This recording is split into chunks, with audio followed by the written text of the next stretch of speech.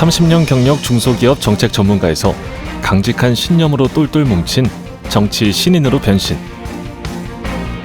중소기업을 대변하고 나라 경제에 활력을 불어넣기 위해 제21대 국회에 첫 발을 내딛었다. 경제를 살리는 길은 중소기업과 소상공인을 살리는 길이다. 그런 분야에 역할과 목소리를 낼 수 있지 않을까 하는 그런 기대감이 반영돼서 제가 국회에 들어오게 된 것 같습니다. 전문성과 진정성을 바탕으로 기본과 원칙을 지키며 자신만의 정치 철학을 펼치고 있는 국회의원. 더불어민주당 국회 산업통상자원 중소벤처기업위원회 소속의 김경만 국회의원입니다. 반갑습니다.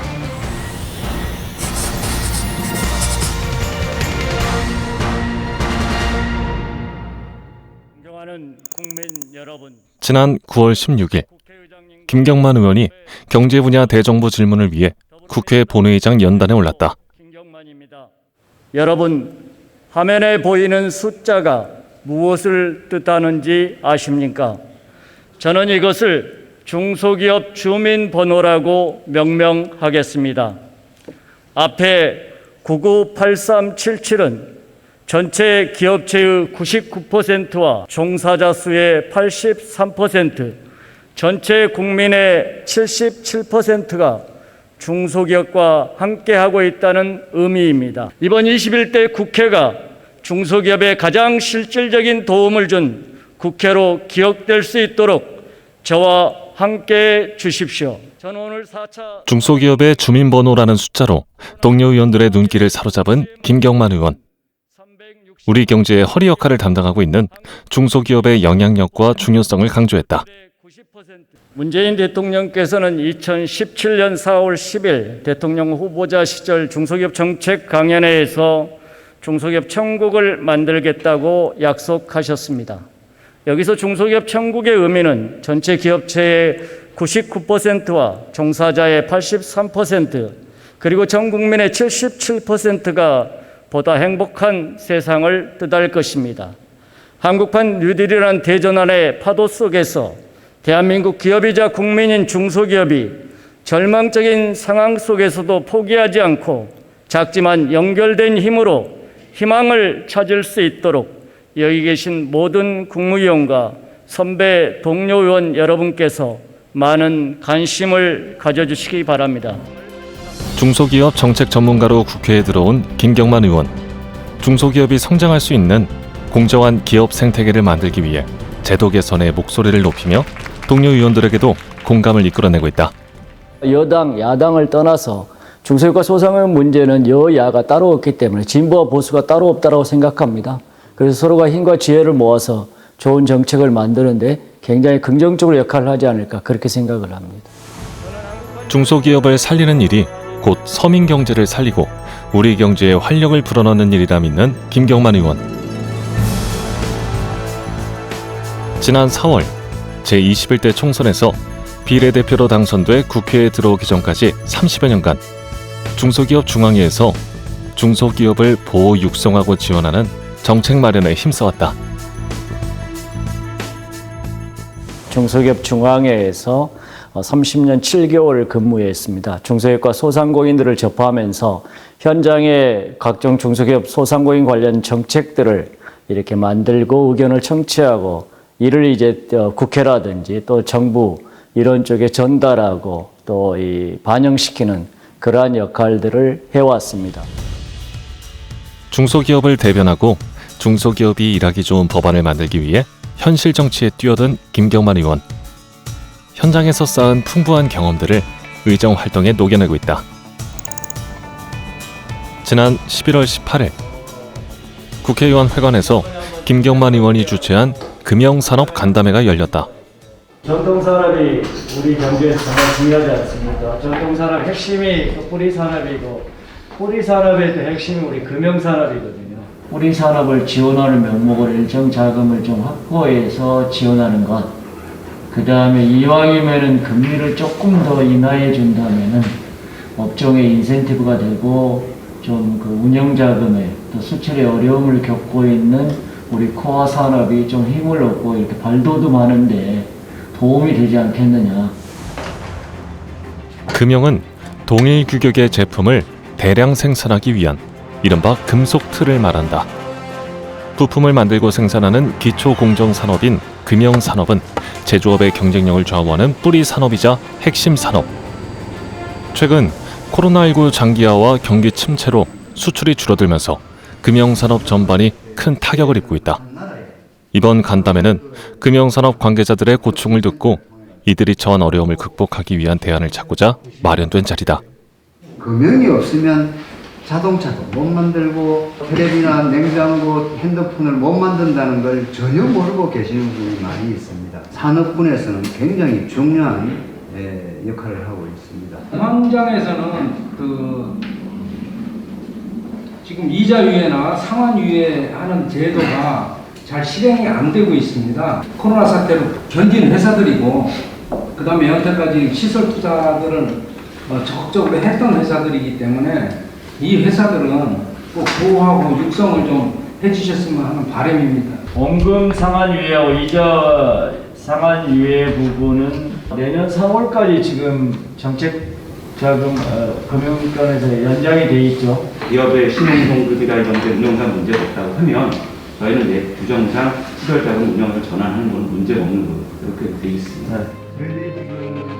뛰어난 추진력과 열정으로 관계기관과 해법을 찾기 위해 힘을 쏟는 김경만 의원. 코로나19 이후 자금난을 겪고 있는 금융기업들에 대한 금융지원 등 보다 실효성 있는 방안들이 이번 간담회에서 논의됐다. 금융기관 관계자도 참석을 해서 이들의 좀 금융업계의 어려움이 전체 우리 뿌리 산업으로 확산되지 않고 다시 한번 이들이 일어설 수 있도록 조금만 이렇게 손을 좀 내밀어 달라, 이런 의미에서 간담회도 개최하고 또 앞으로도 그런 쪽에 좀 관심을 갖고 추진할 계획입니다. 지난 11월 23일 동료 의원들과 함께 인천의 한 공장을 찾은 김경만 의원. 기업들이 디지털화, 스마트화를 접목해 어떻게 생산성을 높이고 있는지, 법과 제도적으로 뒷받침할 부분은 무엇인지 현장에서 답을 찾기 위해 이곳을 방문했다. 물류 부분이 선진화 안 되면은 포스트 코로나 시대에 정말 우리 경제가 선도형 경제, 리딩 경제로 나아가기 위해서는 한국판 뉴딜이 필요하고, 기업으로 따졌을 때 디지털 그린 산단과 개별 기업의 디지털화, 스마트화, 이 부분이 상당히 좀 핵심이지 않는가 생각을 합니다. 2015년부터 본격적으로 스마트 공장을 구축한 이곳은 AI와 딥러닝을 탑재한 공정을 통해 물류와 생산, 실적 집계 등에 대한 자동화를 이뤄냈다. 이날 현장 시찰에서 가장 큰 화두는 디지털화, 스마트화로 인한 일자리 감소 문제였다. 양성이 중요하다는 말씀이시죠? 스마트하고 이러면은 기존의 인력들 이런 부분들이 자리를 잃게 되는 거 아니냐 염려하는 부분이 있는데 그 부분은 어떠신지 한번 말씀해 주시죠. 생산성이 좋아지니까 가격 경쟁력이 있고, 이걸로 인해서 우리가 2천억 하는 회사라면 3천억, 4천억, 우리가 1조를 생각할 수 있는 회사로 바뀌는 거죠. 그래서 사실상은 인원 훨씬 고용 창출이 잘 된다고 봐야 되고요. R&D 쪽에 인력들이 코로나 때문에 어려운 환경에서 디자인, 엔지니어 쪽으로 사람을 계속 고용을 늘리고 있고. 이 공장의 경우 디지털화, 스마트화를 통해 단순 노동의 일자리가 기술 집약적 일자리로 전환됐고, 생산성이 강화되면서 기업의 성장과 함께 오히려 일자리가 늘어났다. 스마트화가 도입되고 디지털화가 도입되면은 또 그만큼 인력이 감축되는 거 아니냐, 이런 우려 부분이 이렇게 생산성과 매출액이 향상됨으로 해서 그러한 기초를 담당했던 인력들이 그 디지털화하는 이런 검사 인력으로 다시 전환 배치됨으로 해서 인력의 선순환과 인력의 질적 고도화를 위해서도 참 필요한 스마트하다. 우리 기업들한테는 이런 부분들을 실감하게 되었죠. 산업단지의 스마트 그린화는 중소기업의 경쟁력 강화를 위해 선택이 아닌 필수적으로 추진해야 할 사업이지만, 기존의 노후 산업단지들이 이행하기엔 비용과 물리적인 여건들이 녹록지 않은 상황이다. 우리가 전체 산단이 1200개가 넘는다고 그래요. 근데 여기에 산단을 구성하고 있는 것은 개별 기업이지 않습니까? 개별 기업의 스마트화는 2.6%에 불과합니다. 산단의 스마트화를 통해서 우리 기업의 생산성을 높이고 경쟁력을 끌어올려야 되겠다. 그런 차원에서 많이 관심을 갖고 들여다보고 있고요. 지난 10월 7일 김경만 의원이 활동 중인 산업통상자원 중소벤처기업위원회에 산업통상자원부에 대한 국정감사가 열렸다. 김경만 의원은 스마트 그린 산단을 추진함에 있어 기존 노후 산단이 소외되고 있는 점을 지적했다. 장관이 우리나라 산단은 현재 총 1223개이고 이 중 20년 이상 경과한 노후 산단이 453개나 됩니다. 산단이 많이 노후화되어 있고 가동률 또한 안 좋습니다. 정부 계획에 따르면 현재 7개인 스마트 그린 산단을 내년에는 10개, 2025년에는 15개로 확대하는 것으로 되어 있습니다. 중요 국가 산단에 집중 지원하는 것도 필요하지만은 이렇게 노후화 산단과 중소규모 산단의 스마트 그린화도 매우 시급한 상황이라고 보여집니다. 고용과 매출 감소 등 침체의 늪에 빠진 노후 산단이 스마트 그린화를 통해 위기를 타개할 수 있도록 적극적인 지원을 당부한 김경만 의원. 각 부처가 함께 이런 방향으로 갈 수 있도록 만들어 나가겠다는 말씀을 드리도록 하겠습니다. 기존 산단들이 소외되지 않도록 관계부처들이 노력하겠다는 성윤모 산업통상자원부 장관의 답변을 받아냈다. 무엇보다도 그 스마트화를 위해서는 지금 이제 좀 양적인 부분들은 좀 돼가고 있습니다. 근데 이게 다 스마트화의 기초 단계에 있기 때문에 질적인 부분에 좀 고도화를 위해서 좀 업그레이드 시킬 필요가 있고요. 디지털 스마트화 관련법이라든지 산업 디지털 관련법 이런 것들을 법적으로 잘 뒷받침해줘서 실제 현장에서 빨리 작동이 될 수 있도록 현장에서 걸림돌이 될 수 없도록 해주는 것이 또 국회의 역할이라고 생각합니다. 김경만 의원이 의정활동을 함에 있어 늘 최우선에 두는 가치는 공정경제와 상생협력이다. 대기업과 중소기업 간 기울어진 운동장을 극복하기 위해 오랜 담금질 끝에 이른바 상생협력법을 1호 법안으로 발의한 김경만 의원. 중소기업이 가장 많은 피해를 호소하고 있는 불공정한 납품단가 조정 문제를 근절하기 위한 내용을 담고 있다. 제3자인 중소기업 중화회 같은 경제단체에 납품단가 조정 협의권을 개별 중소기업을 대신해서 모기업과 이렇게 협상할 수 있는 권한을 부여해주면은 여러 가지 납품단가 문제를 좀 권익을 대변하는데 좀 필요하지 않는가 이런 업계의 요구가 많았습니다.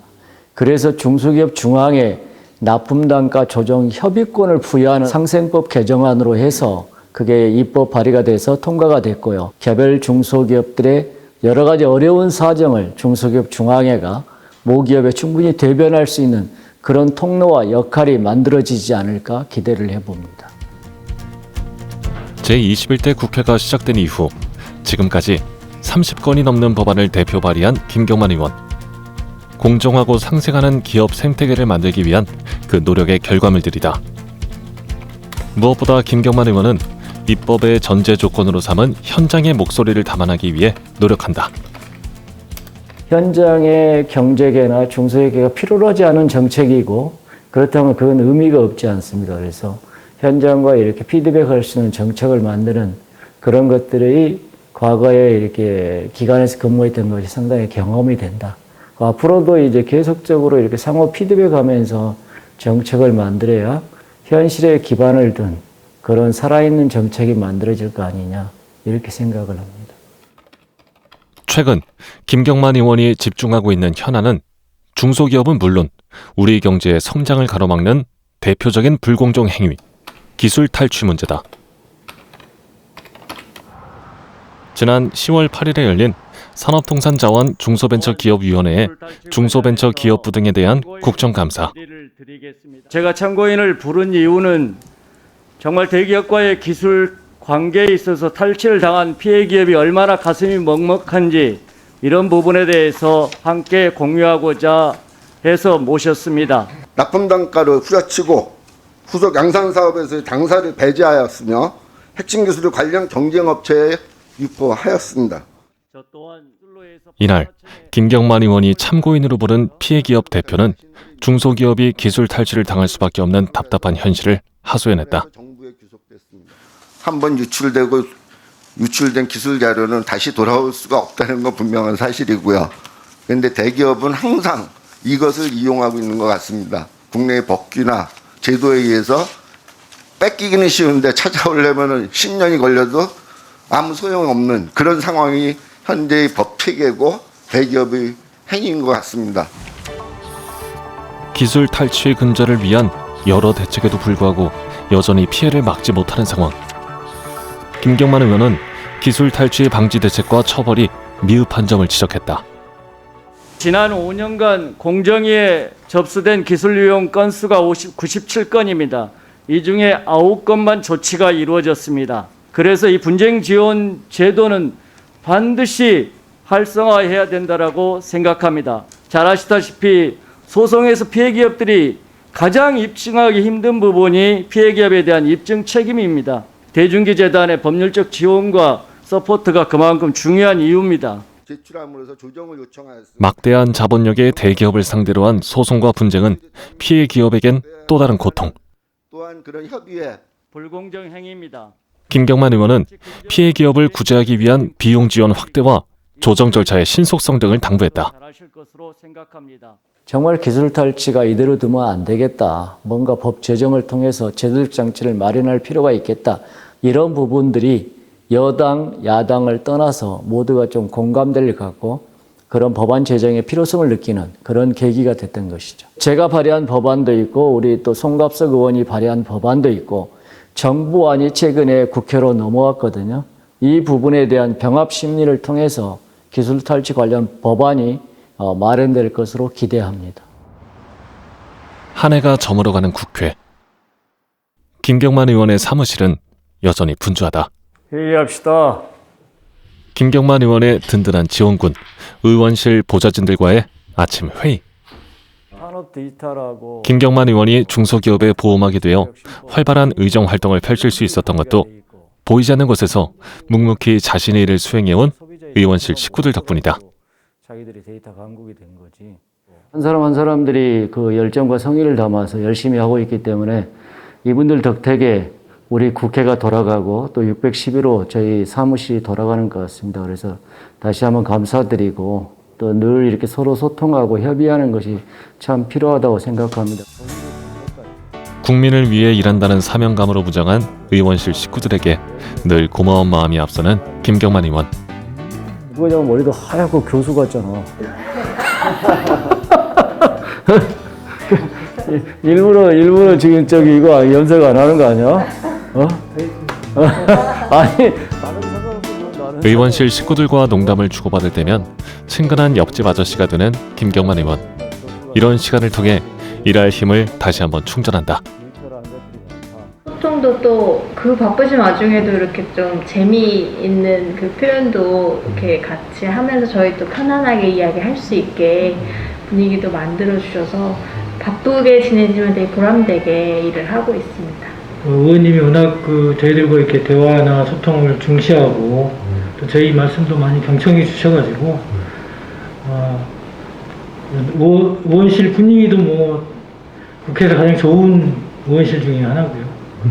그래서 열심히 하고 있습니다. 이날 오후 또 어디론가 발걸음을 재촉하는 김경만 의원. 서둘러 도착한 곳은 더불어민주당 중소기업특별위원회의 출범식이 열리는 현장. 전국 중소기업 대표들이 한자리에 모였다. 오늘은 중소기업 특별위원회 위원장단 출범식입니다.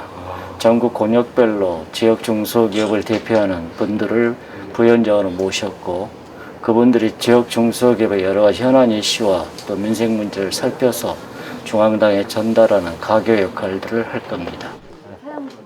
지난 9월 더불어민주당 중소기업 특별위원장에 임명된 김경만 의원. 이번 출범식은 더욱 뜻깊은 이유이기도 하다. 우리 당의 중소기업 특별위원회 또 위원장을 맡게 돼서 굉장히 좀 어깨가 무겁고요. 아시다시피 중소기업의 현실이 녹록지 않은 현실이고 일단 기업하기 좋은 나라, 중소기업과 소상공인 경제의 중심 역할을 이렇게 할 수 있도록 여러 가지 서포트하고 지원하는 역할 이런 부분들을 해야 되지 않는가 생각합니다. 중소기업을 살리기 위해 국회의원으로서의 역할과 책임을 끊임없이 고민해온 김경만 의원. 그의 진심을 아는 동료 의원들의 축하도 이어졌다. 김경만 중소기업 특별위원회 위원장님은 그동안 중소기업과 관련한 여러 가지 정책들, 대안들을 제시하면서 중소기업 발전을 위해 정말로 남다른 노력을 해오셨고 또 많은 결실을 맺은 분입니다. 앞으로 중소기업 특별위원회는 중소기업을 육성하고 이들의 경쟁력을 강화하기 위한 정책을 수립하는 한편 대기업과 중소기업 사이의 불공정 문제를 바로잡고 대한민국이 공정경제와 상생협력의 사회로 나아갈 수 있도록 방향을 제시하는 역할을 하게 된다. 앞으로 이런 종합계획을 세웠습니다. 첫째, 이 스타트업 유니콘 기업들을 글로벌 플랫폼화하자. 그래서 제2의 삼성전자, 제2의 네이버와 같은 제3세대 기업을 만들어보자 하는 것이고요. 소상공인 전통시장을 디지털화하자. 이것은 소상공인이나 전통시장의 디지털화가 얼만큼 되느냐가 곧 국가 경쟁력이 될 것입니다. 또 AI 제조 플랫폼을 만들어서 스마트 공장을 고도화하는 작업을 하자. 앞으로 아마 성장세가 굉장히 뛰어날 거다. 이렇게 저는 생각하고 있습니다. 박영선 중소벤처기업부 장관의 종합적인 중소기업 육성 계획에 이어 김경만 의원은 이날 중소기업이 새로운 변화의 주인공이 될 수 있도록 여야 의원들과의 협치를 선언했다.